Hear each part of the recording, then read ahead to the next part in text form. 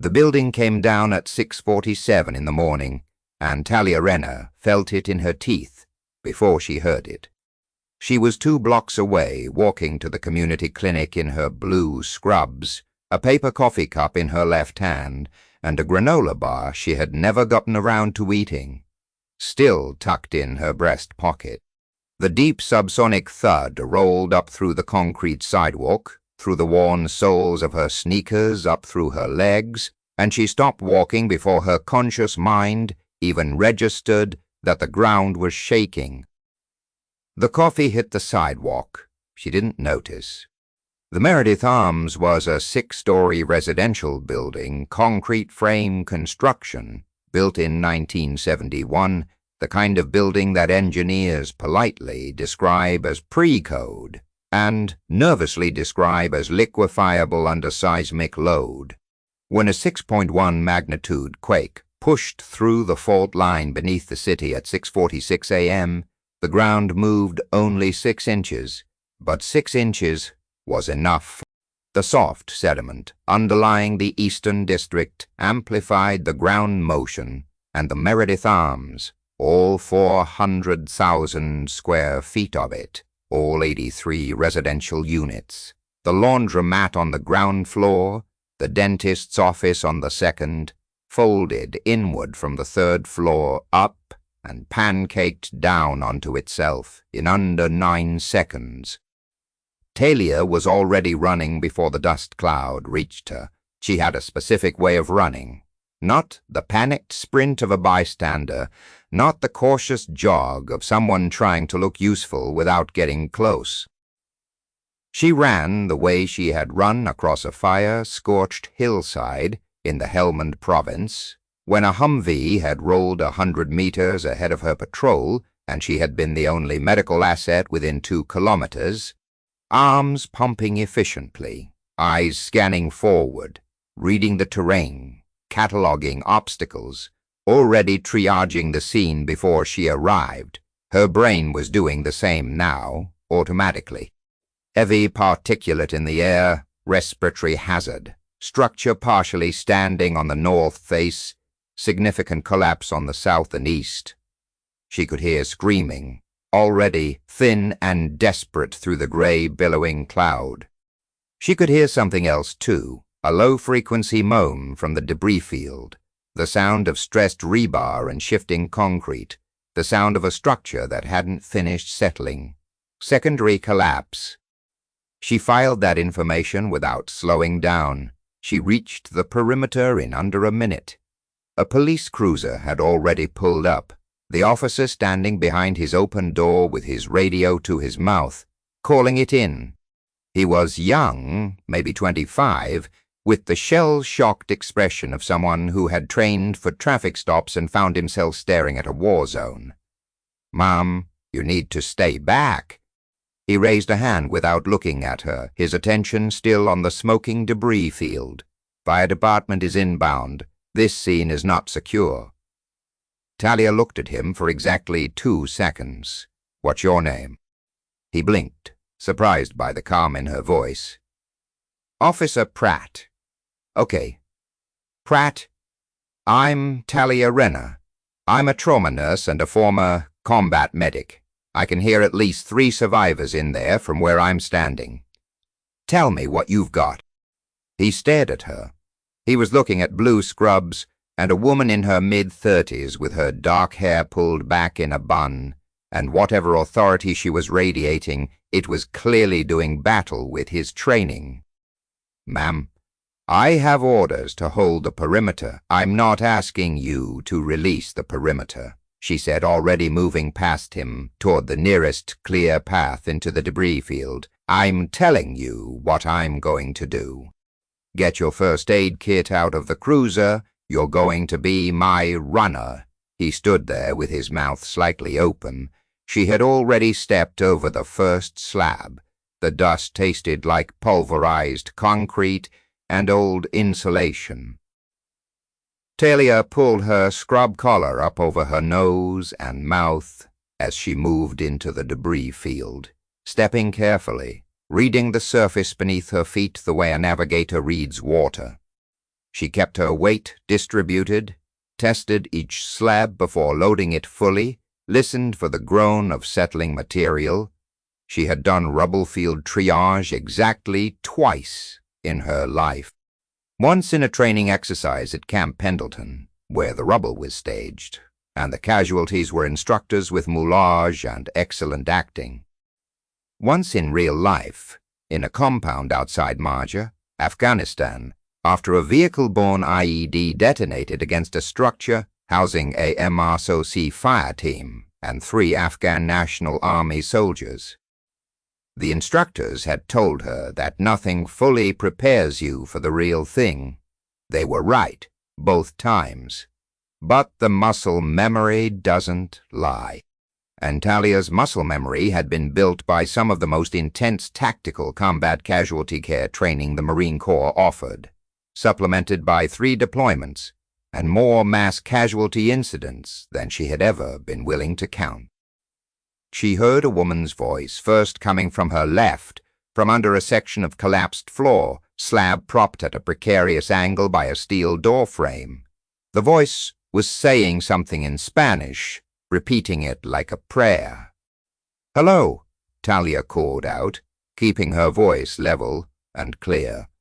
"I can hear you. Are you injured?" The voice stopped, then came back. Still in Spanish. "Louder now. Hablas inglés," Talia called. Then, reaching back through 7 years of disuse in Spanish, "Estás herida. ¿Puedes mover los dedos?" The woman answered, yes. She could move her fingers. Her leg was trapped. She could breathe, but the dust was very bad. Fingers moving.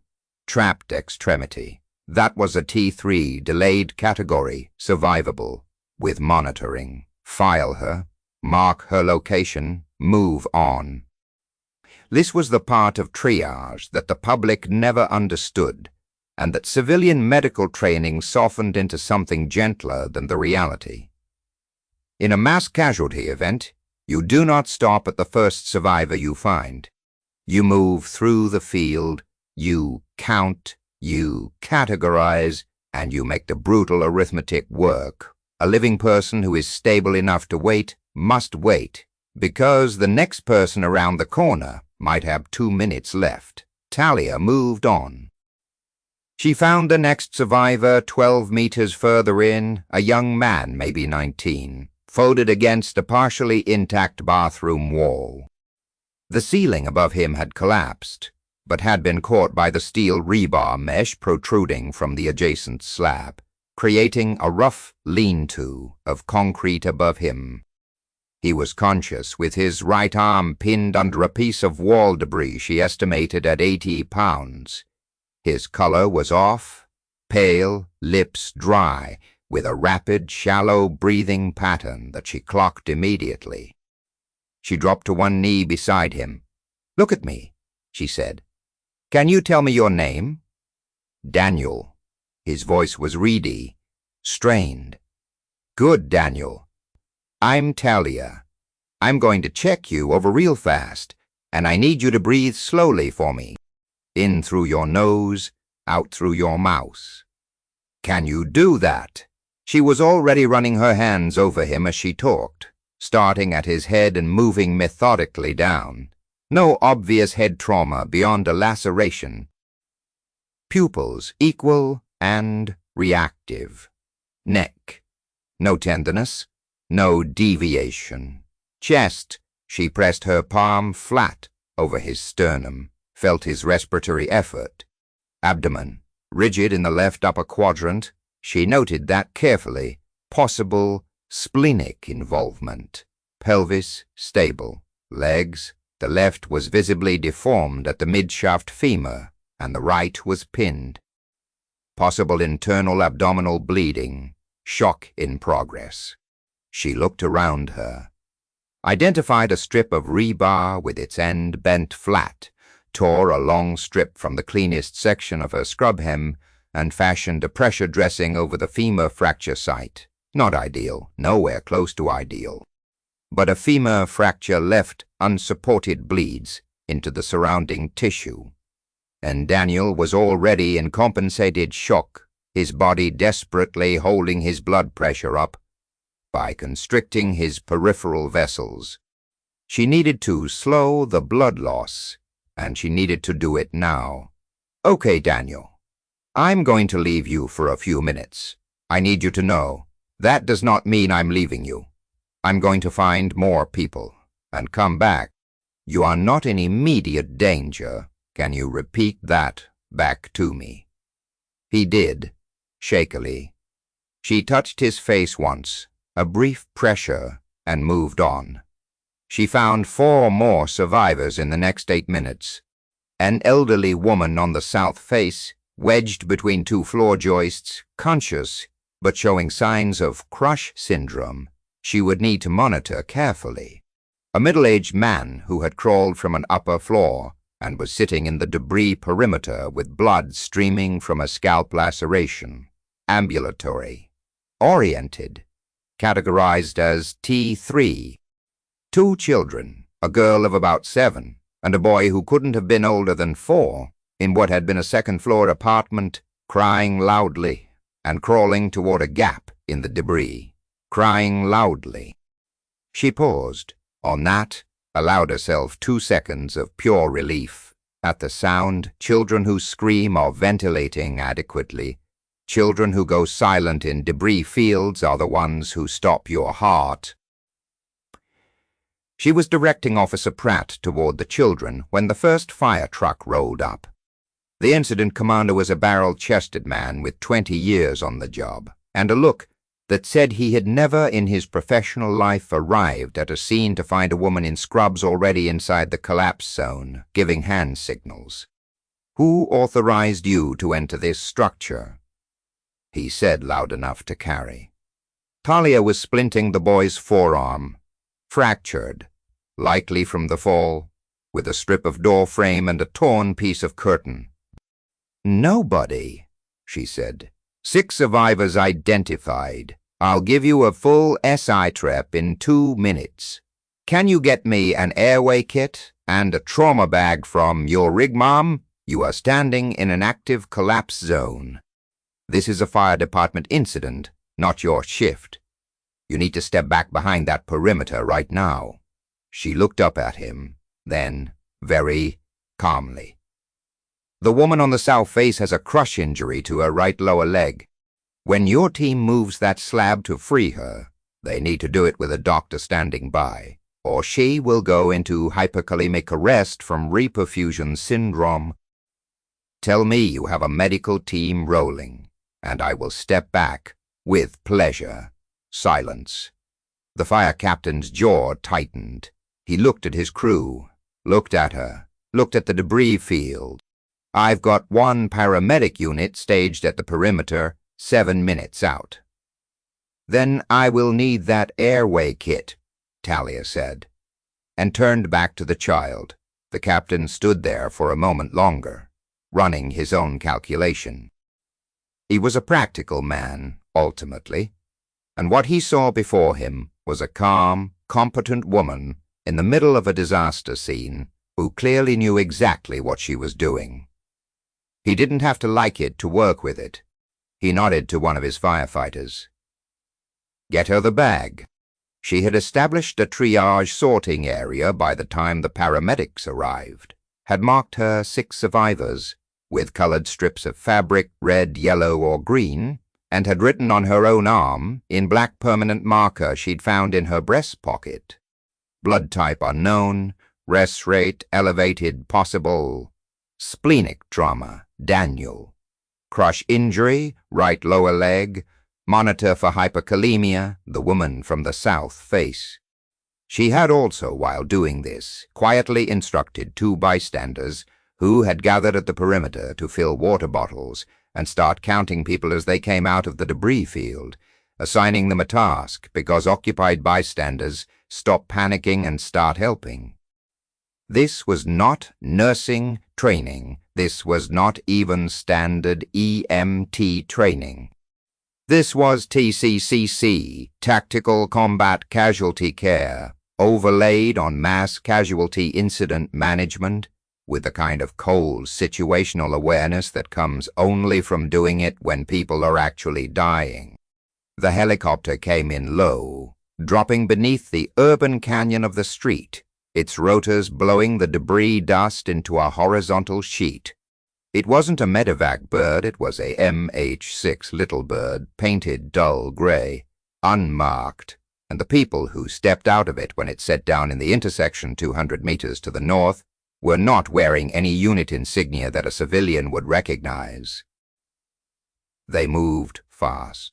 8 of them, in muted tactical gear, no camouflage, just dark earth-tone pants and plate carriers over civilian shirts, the kind of minimalist kit that reads contractor or special operations in steady light. They carried medical bags alongside their weapons.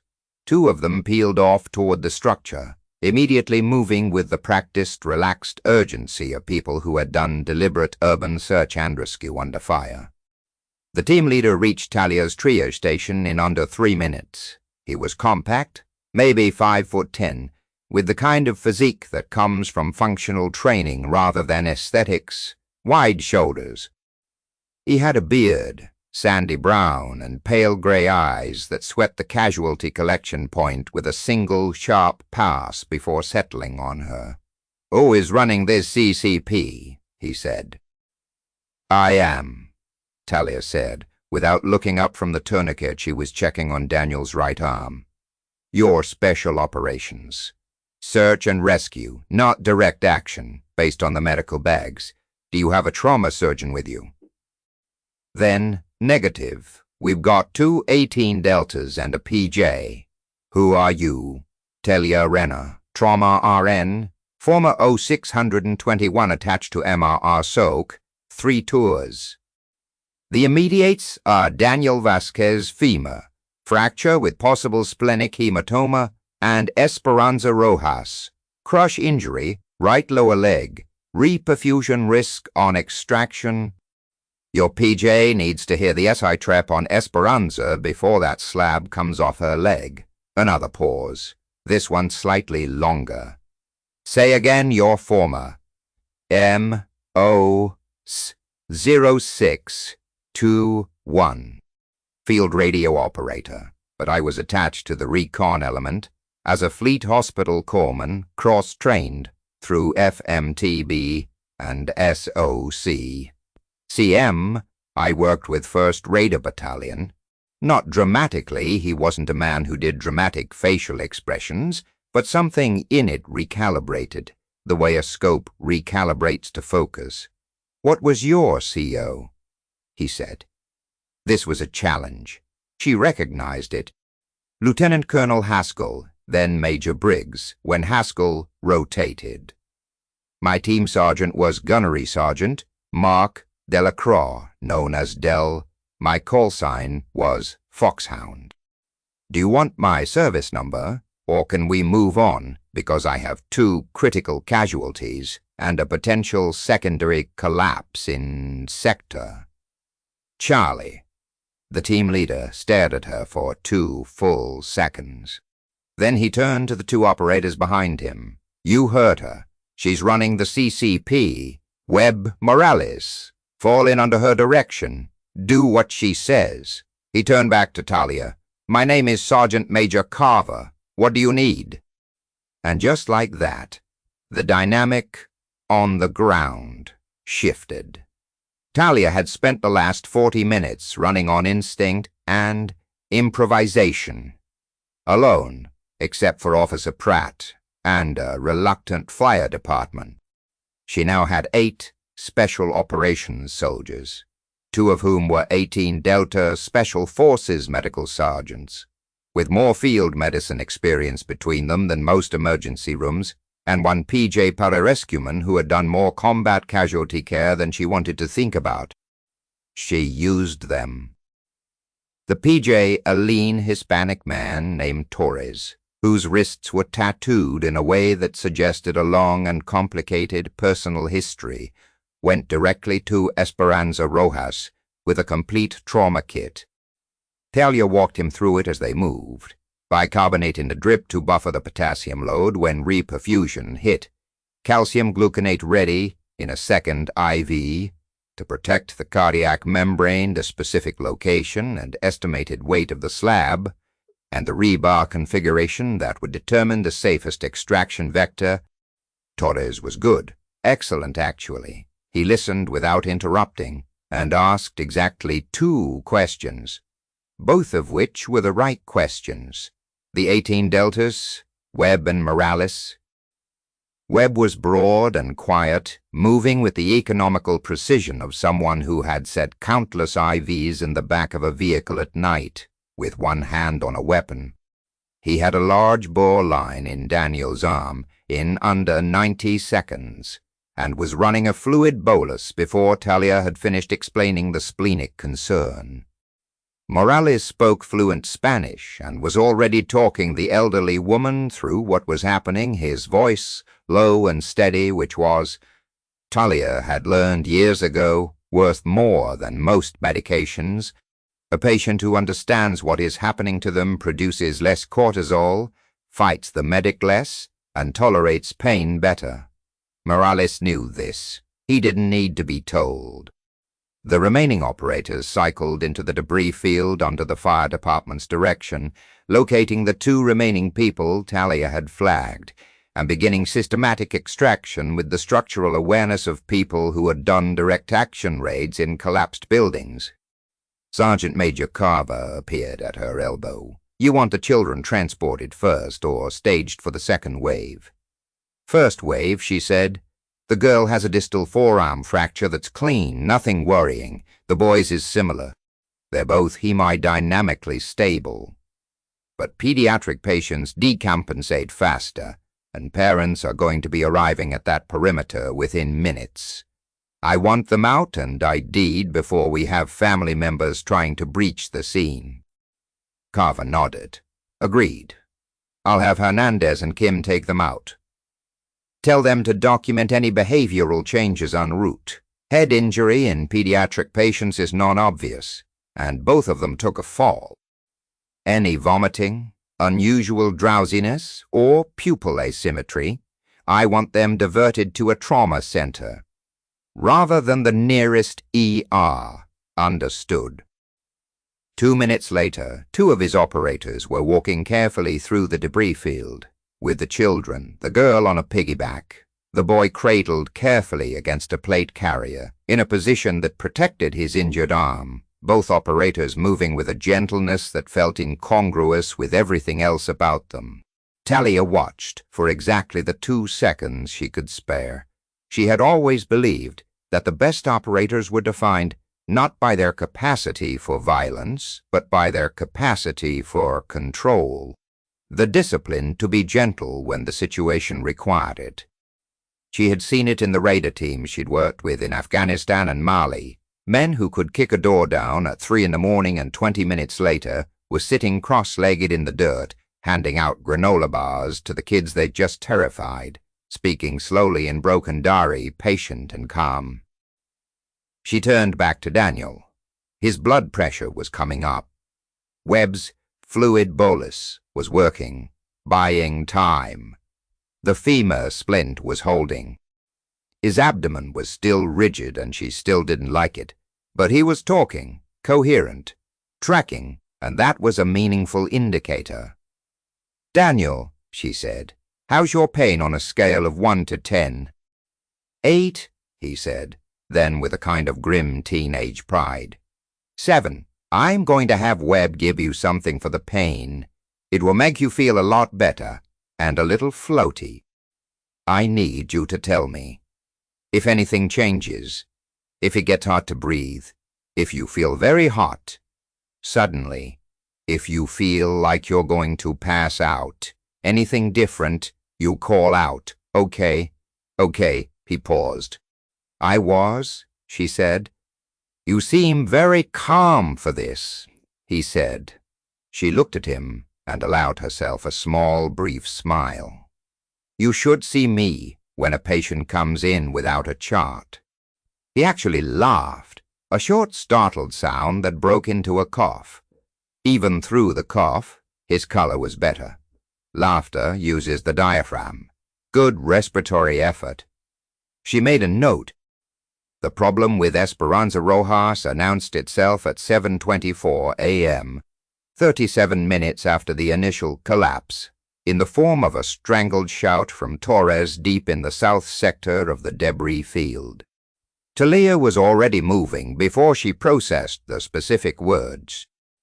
The situation was this. The structural team had begun the preliminary work of removing the slab bearing down on Esperanza's leg, and they had discovered that the slab was not a single piece. It was connected by 3 sections of intact rebar to a second slab above it, and that second slab was resting against the only remaining load-bearing wall on the south. Face, move the first slab wrong, and the second slab would come down. The wall would likely follow. The fire department's structural specialist was on the radio to an engineer. The engineer was 10 minutes out. Esperanza's leg had been partially exposed. Her vitals, which Torres had been running every 3 minutes with admirable precision, had shifted, blood pressure dropping, pulse elevating, respirations becoming irregular. She was beginning to decompose. She didn't have 10 minutes. Talia looked at the rebar configuration for about 5 seconds. Then she looked at Sergeant Major Carver, who had come up beside her.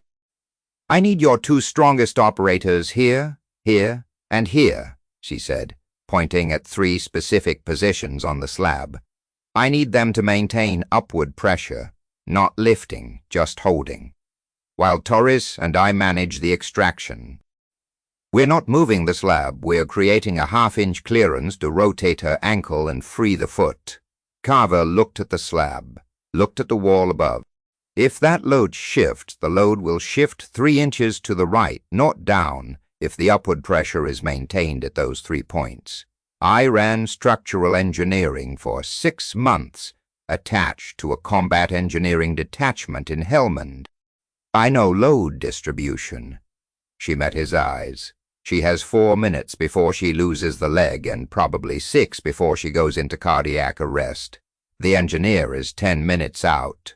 Carver was quiet for exactly 2 seconds. "Hernandez, Webb, Torres. On her positions." He moved to the 3rd position himself. "Tell us when." Torres had the IV lines managed, the calcium gluconate ready, bicarbonate running. She was on her knees in the debris, both hands already on Esperanza's lower leg, reading the geometry of the trapped ankle by touch because there wasn't enough visual clearance to see it properly. "Esperanza," she said in Spanish, "we are going to move your leg. It will hurt. I need you to be still. Can you be still?" "Yes," Esperanza said. Yes, she could be still. "Now," Talia said. 3 inches of clearance became 4, became 5, and Talia rotated the ankle in a very specific arc. Plantar flexed, internally rotated, slight inferior traction. The foot came free. Torres pulled his lines taut to keep them from snagging as Talia guided the leg clear of the debris. Above them, the second slab groaned and shifted 2 inches to the right, exactly as Talia had predicted, and then held. The operators released pressure. The structure settled. Torres's hands were already moving, pushing the calcium gluconate through the line, monitoring the IV flow rate. His eyes on the portable cardiac monitor he'd pulled from his kit. The ECG trace spiked briefly, reperfusion hyperkalemia, arriving exactly as predicted, and then smoothed as the calcium antagonized the cardiac membrane effect. Esperanza was crying. Not from pain, Talia thought. From the particular kind of relief that comes when you believe you are going to die, and then don't. Talia sat back on her heels in the rubble, breathing through her nose, covered in concrete dust and grime, and let herself have 5 seconds of something she almost couldn't name. It wasn't pride exactly. It was more like quiet gratitude, to all the training and the muscle memory, and the people who had taught her what she knew, that it had been there when she needed it. The second time Sergeant Major Carver looked at her with that particular recalibration in his eyes, it was while she was running the handoff briefing for the inbound trauma teams. 3 ambulances had arrived, 2 advanced life support units, and a critical care transport vehicle dispatched from the regional trauma center. She was standing in the middle of the casualty collection point, with her arm held out, the arm she had written on, delivering triage categories, vital signs, interventions performed, and transport priorities with the systematic economy of a military handoff brief. Call sign. MO, US. Injury mechanism, vitals, trend, treatment rendered, transport priority. None of the paramedics interrupted her. They wrote, they listened, they asked clarifying questions. When she finished, Carver was standing slightly behind her right shoulder. "First Raider Battalion," he said, quietly enough that the paramedics had moved on, and only she could hear. "Camp Pendleton. 3 rotations. Helmand, Mali, Eastern Chad." He was quiet. "And then, Gunnery Sergeant Delacroix Dell. He was my team sergeant in 2015. Fox Company." She turned to look at him. "You were on the Kidal op," she said. The timeline added up. Kidal, Mali, 2015. The operation that had taken 9 days and produced a situation report that, even in its classified form, was the kind of thing people who had been there didn't talk about in normal company. Carver's jaw moved. "I was on the Kidal op." They stood for a moment in the dust and the noise, the generators running, the structural teams working, the radio chatter from the fire department, the distant wail of sirens, and let the particular silence that lives between people who have shared the same dark chapters settle between them. "Dell retired in 2019, she said. "He's running a small ranch in Montana. I got a Christmas card last year." Something in Carver's face shifted, a quick, controlled adjustment. "That's good to hear," he said. "Dell earned Montana." She nodded. "You should have stayed in," he said. Not as a criticism, just an observation. She thought about how to answer that. She thought about the night in 2017 when she had sat in a medical bay in Djibouti and counted up the friends she had buried and decided that her capacity for absorbing that particular kind of weight had a limit. She thought about the long process of converting herself into a different kind of healer, the nursing degree, the ER shifts, the gradual rebuilding of an identity that didn't require a rifle on her back. Carver considered that, nodded slowly. "Fair enough." One of his operators jogged up and reported that the final survivor, a man who had been trapped on the 3rd floor and unreachable until the structural team had established a safe ingress route, had been brought out and was ambulatory, refusing a gurney, but clearly in need of evaluation. Talia went to find him. It was past 10 in the morning before the site was secure enough for the fire department to formally declare the casualty recovery phase complete. The sun had fully risen and was cutting through the dissipating dust cloud at a low angle, illuminating the debris field in a way that made it look for a few minutes almost beautiful, the way the light lands on wreckage and finds the angles in it. Talia was sitting on the bumper of the critical care transport vehicle, drinking the water that the paramedic named Chow had pressed into her hands and which she had accepted without argument because she knew she was mildly dehydrated. Total survivors extracted. 9. She had found 6. The remaining 3 had been located by the structural teams after proper access was established. Of her 6, Daniel Vasquez had been transported to the trauma center and was in surgery for the splenic hematoma, exploratory laparotomy, the kind of surgery she had hoped wouldn't be necessary, but had expected would be. His blood pressure had been trending in the right direction, which was what mattered. The femur repair would come later. He was young and otherwise healthy, and barring complications. Esperanza Rojas was in the ambulance to her left, with Torres riding along to manage the reperfusion protocol through to the ER handoff. She had squeezed Talia's hand before they loaded her, with a grip that was surprisingly strong for someone who had just spent an hour trapped under concrete, and said something in Spanish that Talia's tired brain translated roughly as, "You are sent from God." Talia had said in Spanish, "I am a nurse.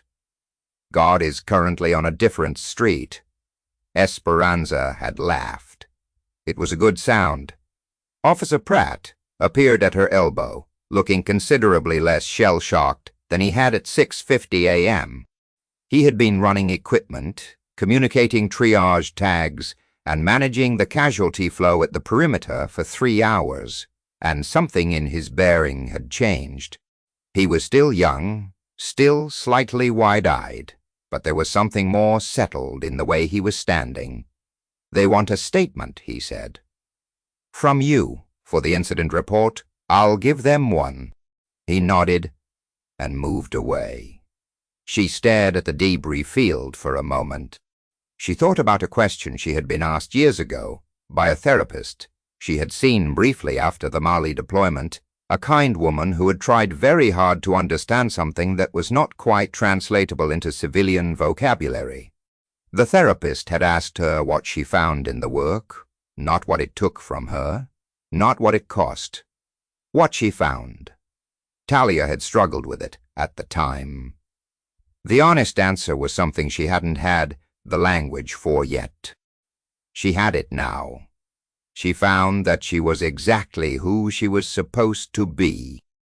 All of it, the MARSOC years, the rubble field triage in Helmand, the hard-learned lesson that you assess and categorize and move on, the knowledge of rebar load distribution and reperfusion syndrome, and it had kept 9 people in the world who might otherwise have left it. You didn't get to choose the shape your life took.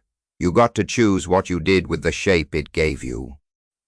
Sergeant Major Carver found her before. She found the incident commander. He came quietly, the way special operations people come, and sat beside her on the bumper without ceremony. Plain white. No insignia. Just a phone number. "You ever want to come back into the field?" he said. "Doesn't have to be standing armies. There are disaster response teams that could use someone who can do what you did today." She looked at the card. It was the shape of a door. "I have a shift Thursday," she said. "I know," he said. "Take the card anyway." She took it. What the news cameras got when they arrived shortly after 10 was an image of a woman in blue scrubs sitting on a truck bumper, covered in concrete dust, water bottle in both hands, staring at the wreckage with an expression that was not quite exhaustion. They didn't know who she was. They filed her under civilian hero, unnamed nurse, woman who rushed to aid. The headline that appeared on the local news at noon described her as a good Samaritan, which made one of the paramedics laugh so hard he had to step away from the camera crew.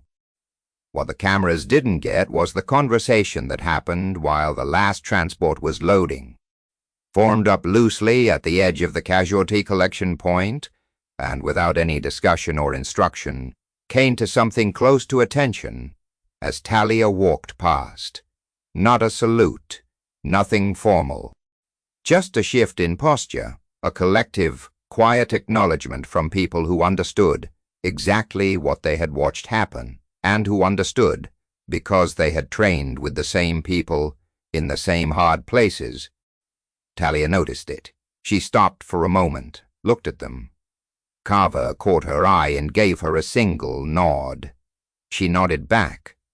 That was enough. She made it to the clinic by noon.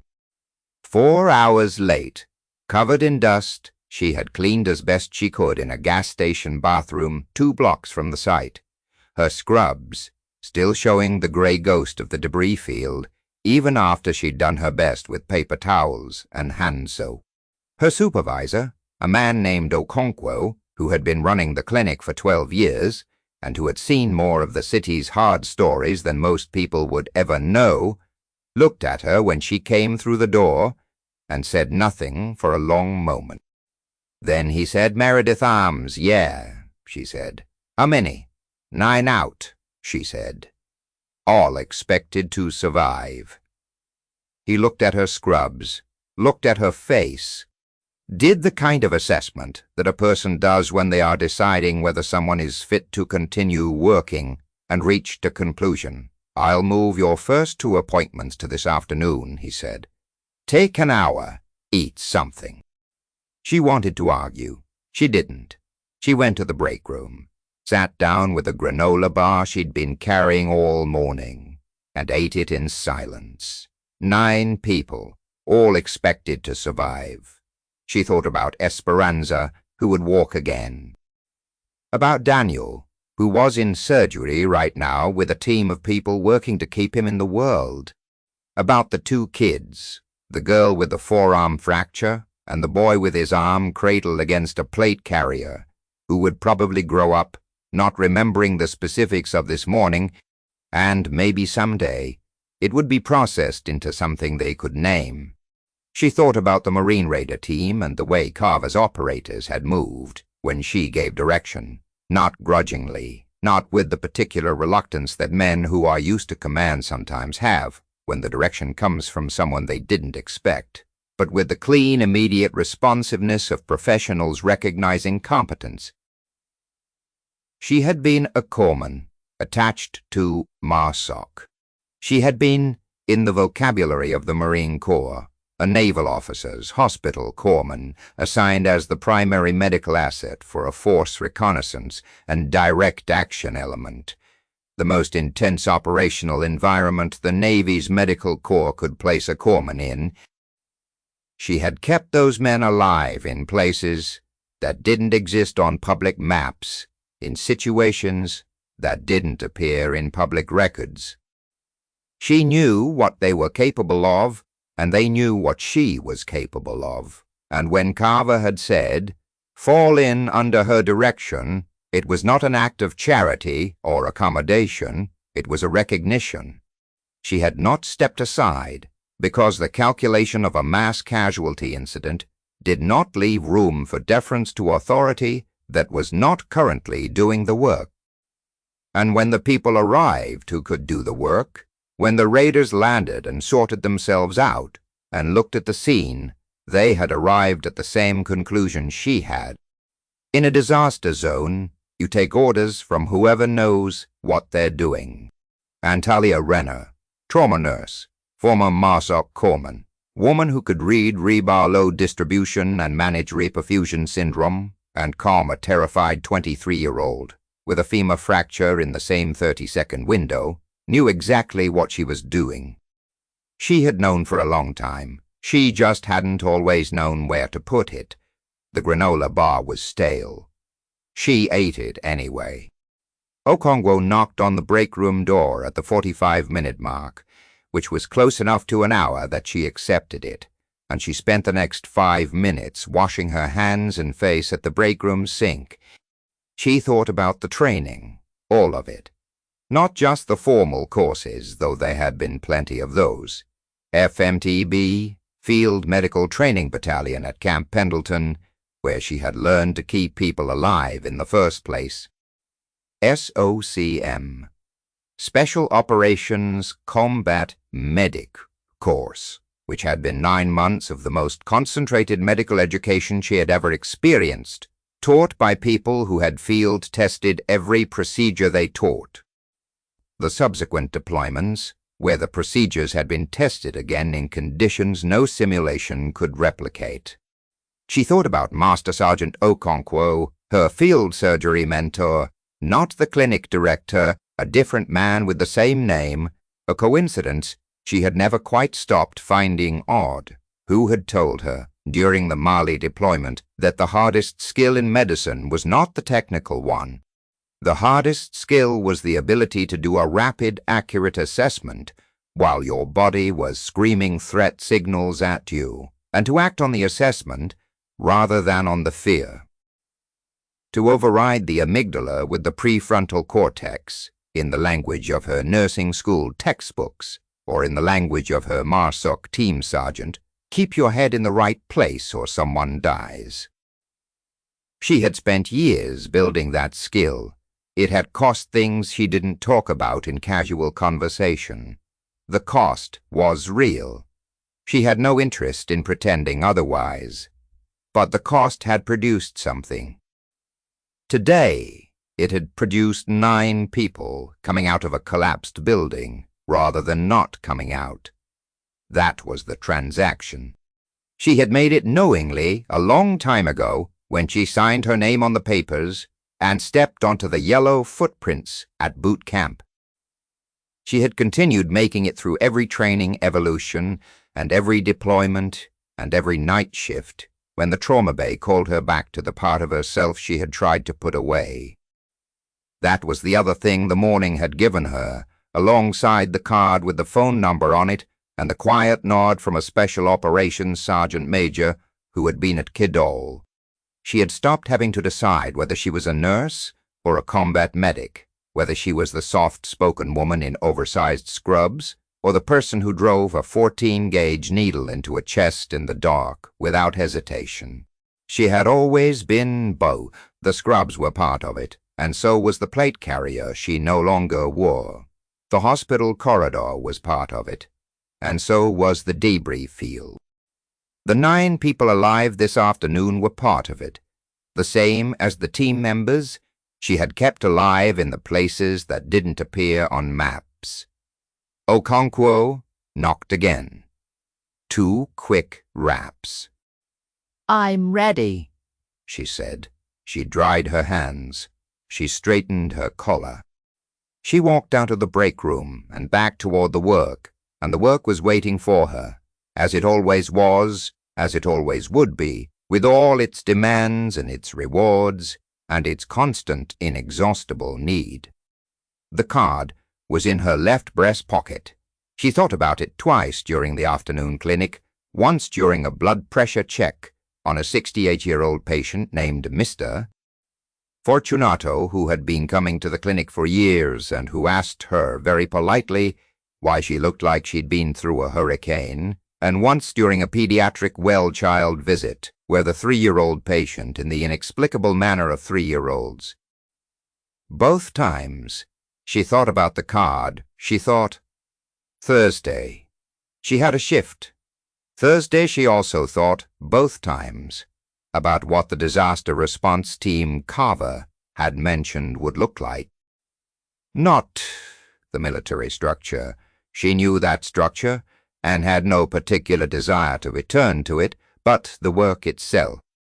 The kind of work she had done this morning where the skills she carried could be fully deployed, rather than operating under the constraint of a clinical protocol designed for a controlled environment.